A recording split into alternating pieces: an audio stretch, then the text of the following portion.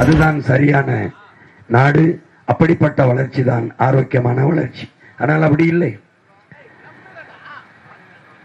இங்கே உழைக்கிற திறனற்று போக செய்கிறது, சிந்திக்கிற திறனற்று போக செய்கிறது.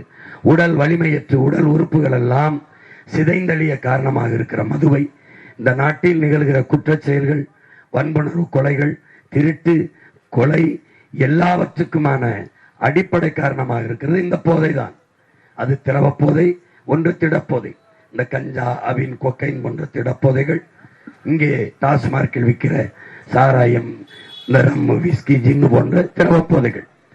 இந்த இதை அரசை அங்கீகரித்து அனுமதித்து விற்பதுதான் பெருத்தவமான மிகப்பெரிய கொடுமை.